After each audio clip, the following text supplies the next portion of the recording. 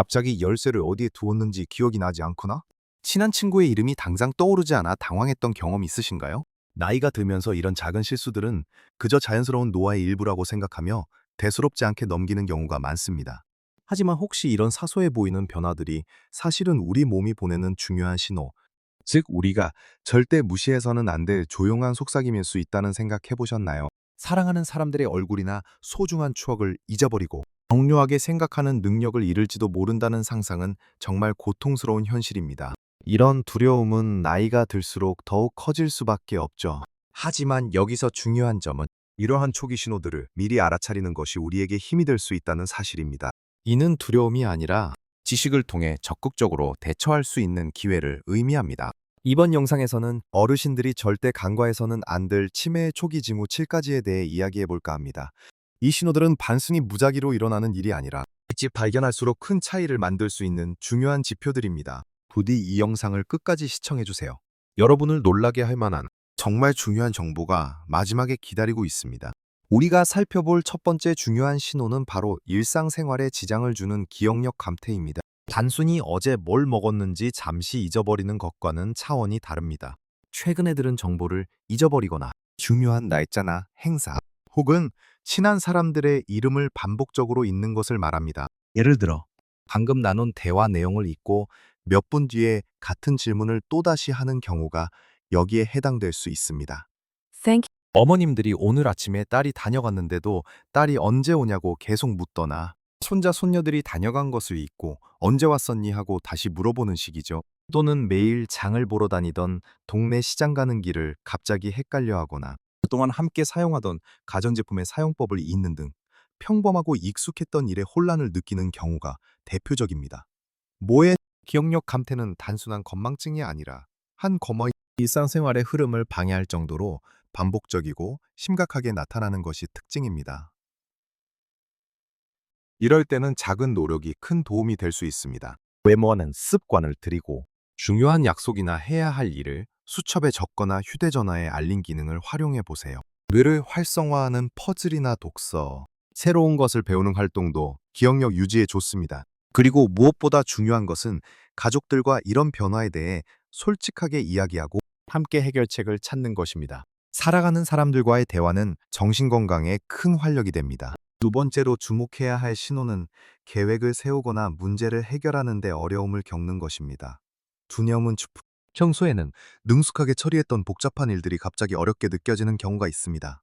예를 들어 늘 직접 담그던 김치 레시피를 따르기 힘들어하거나 매달 꼬박꼬박 내던 공과금 납부에 실수가 잦아지고 긴간 재정 관리에 어려움을 느끼는 것이죠. 예전에는 계산이 빨랐던 분들도 슈퍼마켓에서 간단한 계산을 할 때도 버벅거리거나 단돈을 제대로 확인하지 못하는 모습을 보일 수 있습니다. 이는 단순히 피곤해서 생기는 실수가 아니라 논리적인 사고와 순서대로 일을 처리하는 능력에 지속적인 어려움이 나타나는 것입니다. 만약 이런 어려움이 반복된다면 평소 생활 습관을 조금 바꿔보는 것이 도움이 될 수 있습니다. 복잡한 일을 작은 단계로 나누어 하나씩 처리하고 체크리스트를 활용하여 해야 할 일을 확인하는 습관을 들여보세요. 중요한 서류나 금융 업무는 가족과 함께 처리하거나 도움을 받는 것도 좋은 방법입니다. 때로는 전문가의 조언을 구하여 재정 관리를 단순화하는 것도 고려해 볼 수 있습니다. 세 번째로 눈여겨봐야 할 징후는 익숙한 일을 처리하는 데 어려움을 느끼는 것입니다. 이것은 앞서 말한 계획 세우기나 문제 해결의 어려움과는 조금 다른 면이 있습니다. 예를 들어 오랫동안 운전했던 익숙한 길에서 길을 잃거나 더욱 오고 가족들과 즐겨 하던 고스톱이나 화투 같은 게임의 규칙을 갑자기 잊어버리는 경우를 생각해 볼 수 있습니다. 늘 사용하던 텔레비전 리모컨이나 스마트폰의 기본적인 기능 사용에 어려움을 느끼는 것도 여기에 해당됩니다. 이런 변화는 단순히 잠깐 헤매는 것이 아니라 익숙하고 반복적인 일상 활동에서 지속적으로 혼란을 느끼는 상태를 말합니다. 어르신들이 평소 즐기던 취미 활동, 예를 들어 바둑이나 뜨개질, 그림 그리기 등에서 예전 같지 않게 헤매거나 흥미를 잃어버리는 경우도 마찬가지입니다.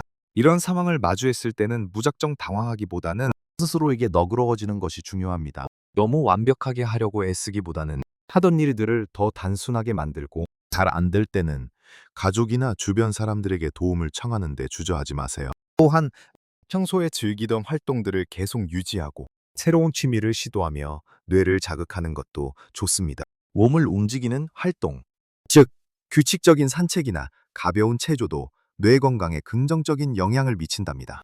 이처럼 일상 속 작은 변화들을 알아차리고 적절히 대처하는 것이 중요합니다. 다음으로는 시간과 장소에 대한 혼동에 대해 이야기해 볼까요? 네 번째로 주목할 만한 신호는 시간과 장소에 대한 혼동입니다. 혼정이 오인 이것은 단순히 약속 시간을 착각하거나 날짜를 잠시 잊는 것을 넘어선 문제입니다. 어르신들이 현재의 날짜, 계절, 혹은 시간의 흐름을 완전히 놓치거나 자신이 어디에 있는지, 어떻게 그곳에 오게 되었는지 기억하지 못하는 경우가 여기에 해당합니다. 예를 들어, 한여름인데도 한겨울이라고 생각하고 두꺼운 외투를 입으려 하거나 오늘이 무슨 요일인지, 심지어 몇 년도인지에 대해 지속적으로 혼란을 느끼는 경우를 생각해 볼 수 있습니다. 자신의 집이나 익숙한 동네에서 길을 잃고 헤매는 것도 이와 관련된 심각한 신호일 수 있습니다. 이런 상황은 본인뿐만 아니라 가족들에게도 큰 불안감을 줄 수 있습니다. 만약 이런 증상이 반복적으로 나타난다면 집안 곳곳에 큰 달력이나 시계를 놓아두어 현재의 날짜와 시간을 쉽게 확인할 수 있도록 돕는 것이 좋습니다. 일정한 일상생활 패턴을 유지하고 중요한 일이나 약속은 반복해서 알려드리는 것도 도움이 됩니다. 무엇보다 중요한 것은 환자분을 안심시키고 혼란스러워할 때 차분하게 현재 상황을 설명해 주는 것입니다. 지금은 여름이고 우리는 집에 있어요와 같이 명확하고 간결한 문장으로 이야기해 주세요. 다섯 번째로 살펴볼 중요한 징후는 말하거나 글을 쓰는데 새로운 어려움이 생기는 것입니다. 대화 중에 적절한 단어를 찾기 어려워하거나 물건의 이름을 잘못 부르는 경우가 대표적입니다. 예를 들어, 시계를 손에 차는 그거라고 말하거나 안경을 눈에 쓰는 거라고 표현하는 식이죠. 문득 말을 멈추고 다음 단어를 찾지 못해 헤매거나 같은 말을 반복하는 경우도 흔합니다. 또한 다른 사람들의 이야기를 이해하기 어려워하거나 대화에 참여하는 것을 힘들어하는 모습도 보일 수 있습니다. 예전에는 술술 이야기하던 분이 갑자기 말이 느려지거나 논리적인 문장을 구성하기 어려워하는 경우를 떠올려 볼 수 있습니다. 글쓰기에 있어서도 어려움을 겪을 수 있습니다. 간단한 편지를 쓰거나 서류에 서명하는 것조차 버거워할 수 있죠. 이런 변화는 의사소통 자체를 어렵게 만들어 어르신들을 고립되게 만들 수 있습니다. 만약 이런 증상이 나타난다면 어르신과의 대화를 더 자주 시도하고 인내심을 가지고 경청하는 것이 중요합니다. 간단하고 명확한 문장을 사용하여 이야기하고 질문은 한 번에 하나씩 하는 것이 좋습니다. 함께 책을 읽거나 간단한 그림을 보며 설명하는 연습을 하는 것도 도움이 됩니다. 그리고 어르신이 스스로 표현할 시간을 충분히 주는 것이 중요합니다.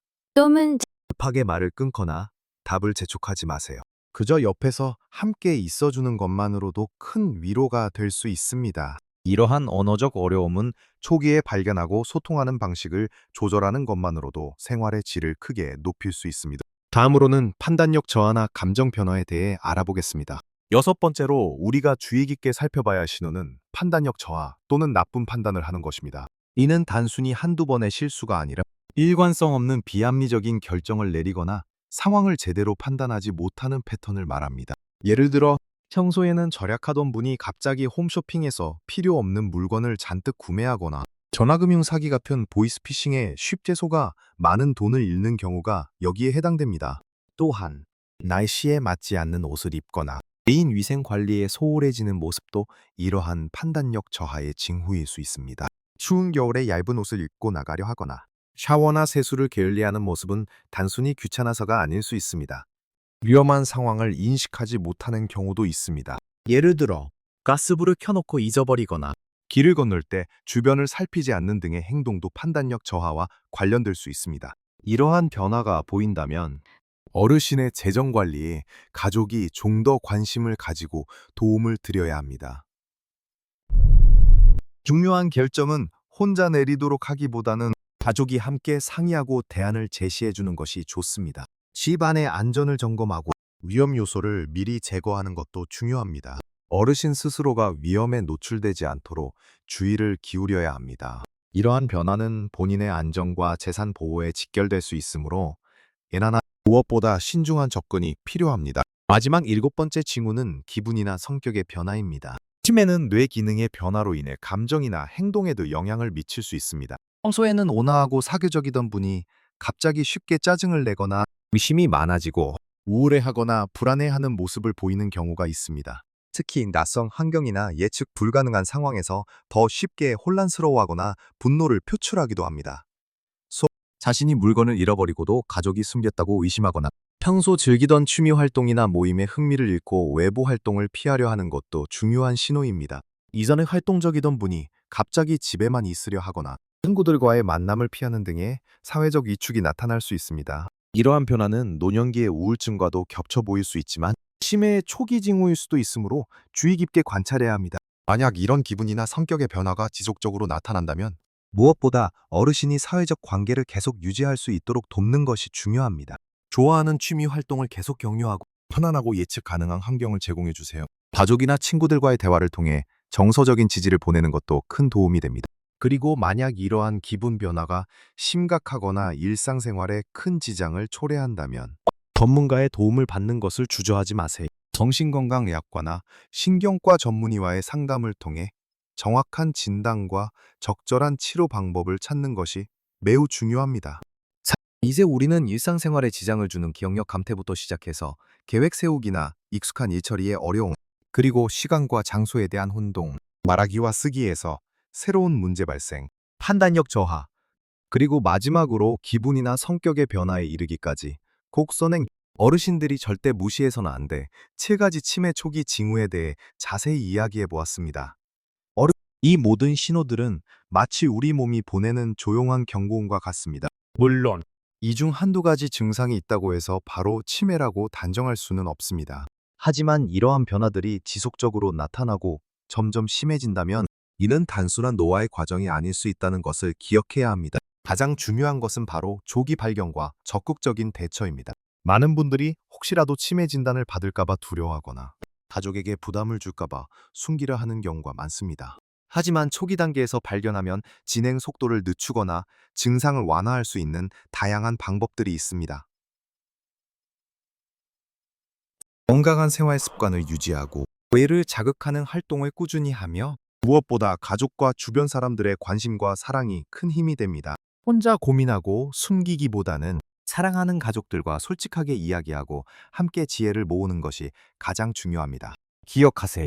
아주 작은 변화라도 무심코 지나치지 않는 것이 중요합니다. 오늘 우리가 나눈 이야기들이 여러분이나 여러분의 사랑하는 가족에게 혹시 모를 상황에 대비하고 더 건강하고 행복한 노년을 보내는데 조금이나마 도움이 되었으면 좋겠습니다. 이 영상이 유익하셨다면 좋아요를 눌러주시고 더 많은 분들이 이 중요한 정보를 알 수 있도록 공유해주세요. 그리고 아직 구독하지 않으셨다면 앞으로도 어르신들의 건강하고 활기찬 삶을 위한 유익한 정보를 꾸준히 전해드릴 테니 구독 버튼도 꼭 눌러주세요. 여러분의 댓글도 언제나 환영합니다. 오늘 이야기 나눈 내용에 대해 궁금한 점이나 여러분의 경험이 있다면 자유롭게 남겨주세요. 여러분의 이야기는 다른 분들에게도 큰 도움이 될 수 있습니다. 모든 연령에서 최고의 삶을 살아가세요. 여러분의 건강과 행복을 항상 응원하겠습니다.